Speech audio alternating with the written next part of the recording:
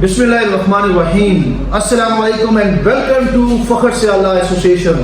तो दोस्तों, आज का टॉपिक हमारा है तकसीम जायदाद। चूँकि हमारे चैम्बर्स पे बहुत सारे क्लाइंट ऐसे आते हैं, कुछ जूनियर लॉयर्स भी आते हैं जो तकसीम जायदाद के बारे में इंफॉर्मेशन लेते रहते हैं, लेकिन चूँकि ये इश्यूज बहुत ज़्यादा आम हो चुका है, इसलिए सोचा कि आज आपको पाकिस्तान के एक नामवर जो वकील हैं, जो एडवोकेट हैं, जो डिस्ट्रिक्ट बार खानेवाल के एक्स प्रेसिडेंट भी रह चुके हैं, and he is a very competent lawyer, so I would like to meet Khan Ajmal Khan Bhutta advocate. अस्सलाम वालेकुम। जी वालेकुम अस्सलाम। क्या हाल है भाईजान? ठीक ठाक है? अल्हम्दुलिल्लाह बिल्कुल ठीक ठाक। भाईजान, हमारे बहुत सारे जूनियर दोस्त हैं जो मुकला हैं, और खास तौर पे ऐसे साइड जिनको ये इश्यूज होते हैं तकसीम जायदाद के बारे में। जी तो काइंडली इनको इन्फॉर्मेशन दें ताकि अवेयरनेस हो कि इसका प्रोसीजर क्या है according to law. Thank you मार फखर सयाल साहब। वेलकम भाईजान, थैंक यू। सब दोस्तों को अस्सलाम वालेकुम। आज का जो गुफ्तगू का टॉपिक जनाब वाला ने तजवीज़ किया है, उस हवाले से कि तकसीम जायदाद क्या है और उसका प्रोसीजर क्या है। सबसे पहले तो जायदाद देखनी है कि कितनी किस्म की जायदाद होती है।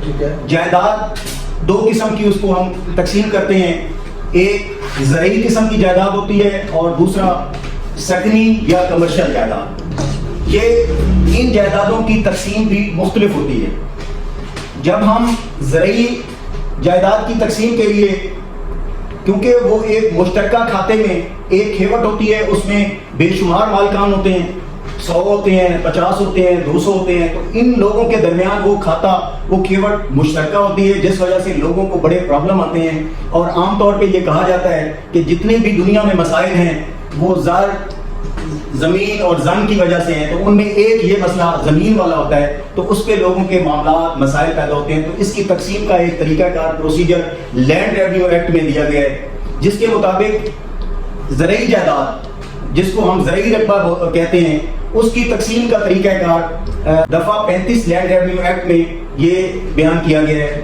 उस हवाले से मैं पहले तो ये बताऊं कि इसके लिए क्या क्या चीज़ें ज़रूरत होती हैं। उसमें सबसे पहले जो बंदा तकसीम करवाना चाहता है जायदाद को, वो जमाबंदी, डिटेल से जमाबंदी जो होती है, जिसमें खसरा नंबरान, बरबा नंबरान और तमाम मालिकान की तफसील होती है, तो वो जमाबंदी कंप्यूटर सेंटर से हासिल करेगा, या अगर कंप्यूटर रिकॉर्ड नहीं हुआ तो फिर वो पटवारी से हासिल करेगा। उसके साथ पटवारी हल्का से खसरा गिरदावरी लेना पड़ेगी। और इसके साथ एक चीज़ और बहुत ज़रूरी होती है, वो होता है अख शजरा पार्चा, जो उस रकबे के बारे में नक्शा होता है, उस जायदाद का वो एक प्रॉपर नक्शा बना के पटवारी देगा। इन तीन चीज़ों की ज़रूरत होती है उस तकसीम जायदाद के लिए। फिर एप्लीकेशन दरख्वास्त तैयार करवाने के बाद उसके साथ ये डॉक्यूमेंट्स लगवा के आप असिस्टेंट कलेक्टर, जो उस इलाके का असिस्टेंट कलेक्टर ग्रेड 1 होगा, उसके पास वो दरख्वास्त पेश की जाएगी, जिसमें ये डॉक्यूमेंट शामिल होंगे। उसके बाद उसका एक प्रोसीजर है, उसको तकसीम के लिए वो नोटिस जारी करेगा, लिफाफा रजिस्ट्री है, फिर अखबार इश्तिहार है। जो उसमें मालकान, मुश्तरका मालकान में से कोई आ जाएगा तो वो उस दरख्वास्त को अपोज भी कर सकता है।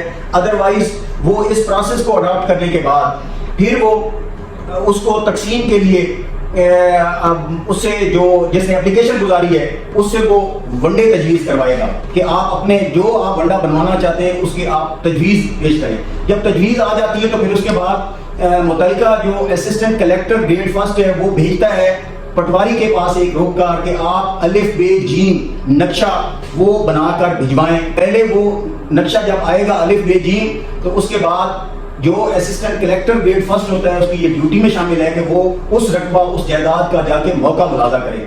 मौका मुलाजा करने से उसको उस जायदाद के बारे में पता चलेगा कि इसका कब्जा किन किन लोगों का है मौके पे, उसकी हैसियत और नोयत क्या है, और उसके बारे में जो वहाँ पे रिहाइश अगर किसी की है उसको, ये सारे अमूर को मद्देनजर रखते हुए फिर वो अपना आके पार्टीशन का, तकसीम का वो फैसला करेगा और वंडा जात मुरतब करेगा। ये उसकी ड्यूटी में शामिल है कि वो तमाम जो उसमें मालिकान हैं उनके वंडे वो अलग अलग तरतीब दे, उसको कन्फर्म करे। उसके बारे में उसको इसके बाद جب وہ بندے ترتیب دے دیتا ہے تو اس کے بارے میں اگر کسی کو کوئی گریوینس ہو، اس کے بارے میں کوئی ابہام ہو، یا وہ فیصلہ کوئی بندہ کوئی اس میں مشترکہ کھاتہ دار کہتا ہے کہ مجھے یہ ٹھیک نہیں ہے، تو اس کے خلاف وہ ایڈیشنل ڈپٹی کمشنر ریونیو کے پاس وہ اپیل دائر کرے گا۔ چونکہ ہمارے وکلاء حضرات اور عام پبلک کے لوگ سمجھتے ہیں کہ ان کو کوئی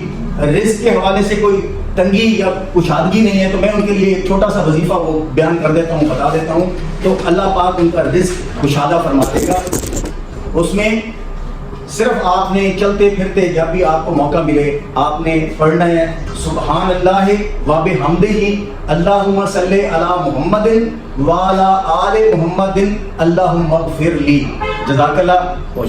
اینڈ تھینک یو ویری مچ خان صاحب، آپ کا بہت بہت شکریہ کہ آپ نے بڑا اپنا قیمتی وقت میں سے ہمیں ٹائم دیا، اور انشاءاللہ آپ سے قائم رہے دوبارہ بھی ملاقات کرتے رہیں گے اور مزید ڈیٹیلز جو ہیں جو اینڈ دوستوں اسپیشلی آپ لوگوں کا تھینک یو کہ آپ لوگ ہمارا چینل دیکھتے ہیں، اس کو سبسکرائب کرتے ہیں، کائنڈلی اس کو زیادہ زیادہ سبسکرائب کریں تاکہ ہم اس کو آپ کو زیادہ سے زیادہ اویئرنس دے سکیں۔ تو specially thanks for watching this channel and thank you very much, and thank you Khan Ajmal Khan Bhatta sahab, thank you very مچ۔ بہت شکریہ۔